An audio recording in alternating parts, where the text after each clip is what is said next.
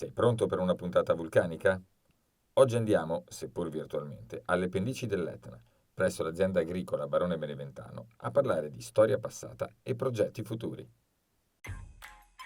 Questo è Podcast di Vino, un podcast che ti racconterà storie, curiosità e aneddoti sul mondo del vino, raccontati direttamente da enologi, cantinieri e produttori. Io sono Stefano e sono in missione di Vina per te.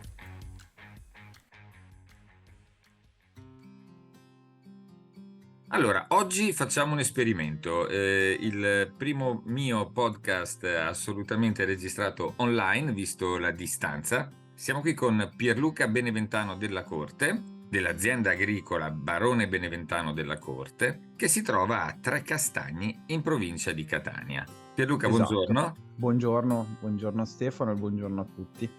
Allora, mi vuoi raccontare un attimino dove si trova la tua cantina? Allora, noi siamo sull'Etna, nel versante sud-est del vulcano attivo più alto d'Europa e per me è un grande onore lavorare lì. C'è una cosa che vorrei specificare prima di iniziare a raccontarmi perché sono sicuro della curiosità relativa al mio accento che è chiaramente non siciliano. Io sono nato e cresciuto a Milano da padre catanese però e la nostra famiglia è una famiglia storica siciliana che affonda le sue radici intorno al 1200, quindi mi sento in parte siciliano anche se ho i miei vissuti per la maggior parte della mia vita a Milano. Mi trovo a fare vino sull'Etna in parte perché è una liaison con la nostra famiglia, la storicità della nostra famiglia, ma anche perché da sempre io ho lavorato nel mondo del vino grazie a mio padre, che è colpa sua se ho l'accento di Milano, perché si è trasferito da Catania per studiare alla Bocconi, poi ha iniziato una carriera nel mondo del vino, tra l'altro anche lui ha una storia molto bella, dove si è specializzato nello champagne.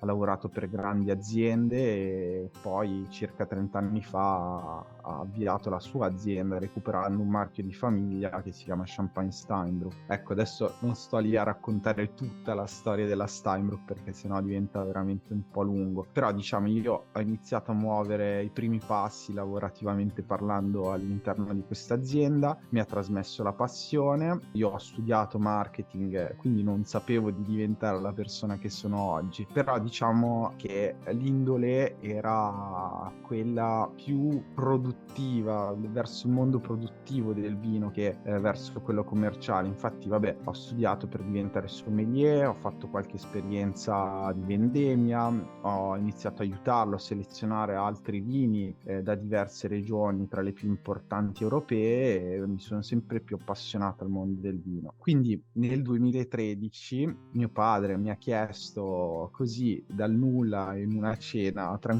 come tutte le altre, se ero interessato a diventare produttore sull'Etna e io ho accettato e da una piccola cosa poi mi si è rivoluzionata la vita perché nel 2015 abbiamo concluso il primo acquisto, 1,5 ettari, sempre nel versante sud-est, in questo caso a Via Grande, in contrada San Giovannello. Nel 2015 abbiamo fatto la prima vendemmia, adesso abbiamo circa 10 ettari, quindi c'è stata una bella evoluzione perché ci abbiamo preso gusto, vediamo che la zona versante sud-est dove abbiamo sviluppato, appunto abbiamo recuperato questi vigneti, si presta bene, siamo totalmente innamorati e felici di quello che stiamo facendo e appunto pian piano stiamo rimettendo a posto queste vigne perché sì, 10 ettari ma non tutti vitati, sono 3,5 quelli vitati e 5.000 bottiglie prodotte all'anno, sia di bianco che di rosso, ovviamente di varietà autoctone.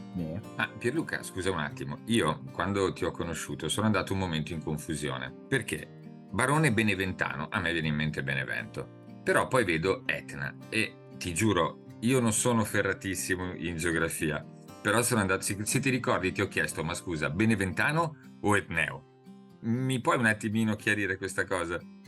Non sei l'unico, spesso nelle fiere vengono lì pensando di bere vini del Benevento che sono buonissimi, però li stupisco con l'accento e con la storia che siamo sull'Etna. Allora, perché Beneventano? La nostra è una famiglia molto antica che si è mossa nell'arco del tempo in tutta Italia. Partiamo da Roma per poi arrivare in Veneto e prima della Sicilia in Benevento, e da lì abbiamo preso appunto il cognome. Abbiamo addirittura cambiato lo stemma della nostra famiglia, che adesso è rappresentato da un orso, adesso nel 1200 è stato cambiato, però vabbè, è rappresentato da un orso e da un leone, questo per rendere omaggio alla vecchia famiglia che era la famiglia Orsilei, e quindi l'orso, e il leone invece per rendere omaggio alla città che ci ha ospitato, che ci ha accolto, che era l'ex Leontini, quella che si chiama adesso Lentini, che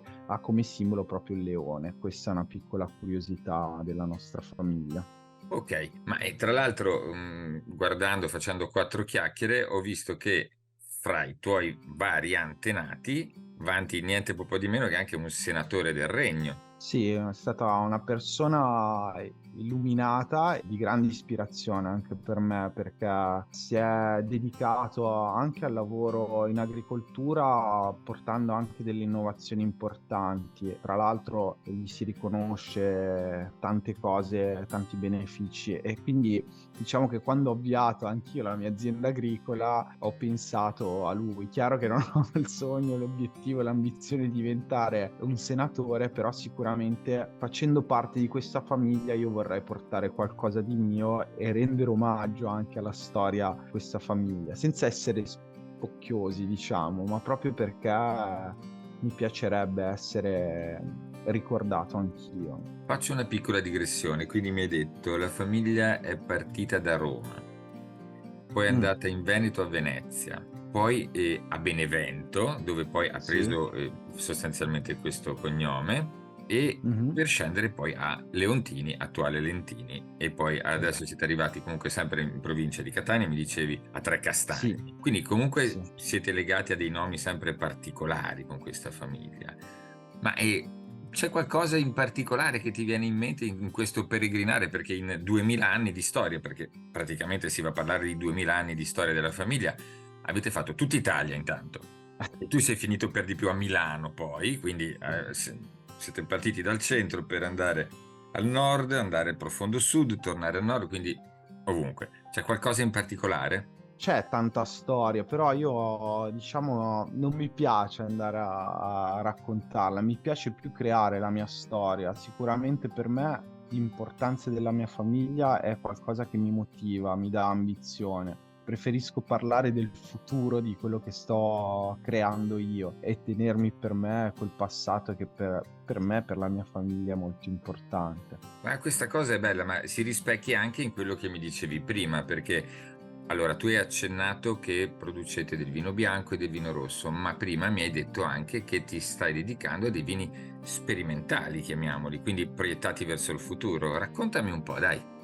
Esatto, infatti tra i miei valori aziendali che voglio portare avanti ci sono la tradizione e l'innovazione. Questo vino sperimentale è proprio la sintesi di queste due cose. So che sono due cose che possono sembrare contrapposte, ma a volte riescono a fondersi insieme per creare qualcosa di veramente unico, almeno così spero. Praticamente nel girovagare in vigna io ho trovato una varietà che si chiama Moscatella dell'Etna, che è un parente ovviamente del Moscato, molto differente dal Carricante, che è una varietà neutra, quindi già all'assaggio si riesce a riconoscere che è qualcosa di speciale, e quindi io ho voluto valorizzarla con una metodologia innovativa, quindi pianta varietà antica, addirittura viene considerata una pianta reliquia perché stava scomparendo sull'Etna, anche se ce ne sono diverse. Si pensa sempre a quelle 3-4 della denominazione, ma in verità sull'Etna ci sono veramente tante varietà che erano coltivate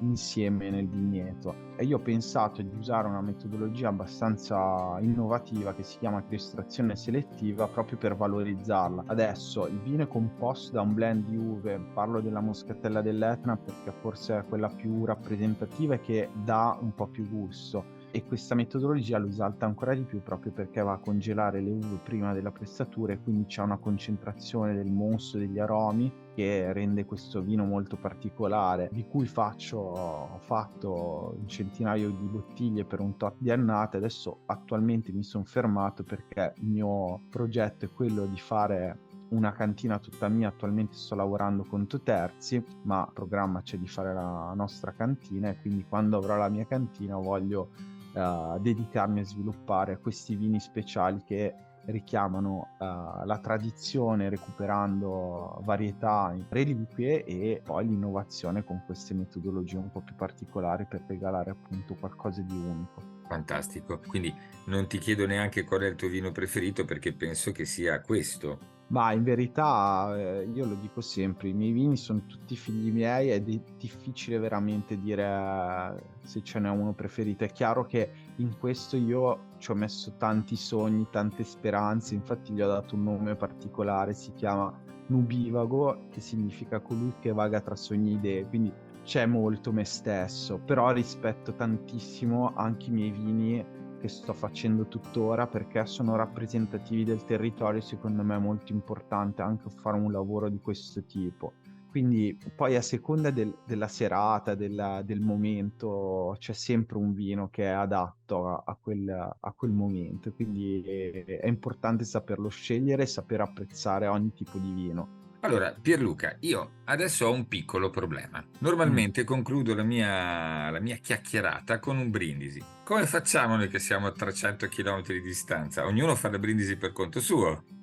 Assolutamente, anzi, io ti invito magari a venire nel mio vigneto a Trecastagni, nelle nostre contrade, perché è il modo migliore per fare il brindisi, e magari è un impulso per sviluppare, oltre a un podcast, qualcosa di visivo, magari un canale YouTube. Può essere un'idea, non lo so. Comunque sicuramente un brindisi lo faremo, magari con un Nubivago o chissà quale altro progetto tirerò fuori. Fantastico, Pierluca. Allora, beneventano nel nome, milanese nell'accento, siciliano nel cuore e nel bicchiere, oserei dire. Sì, assolutamente. Perfetto, Sono guarda, figlio d'Italia. ti ringrazio ancora Grazie a e te Stefano. cin cin Grazie a e alla tutti. prossima. Cin. Ciao, alla Ciao. prossima.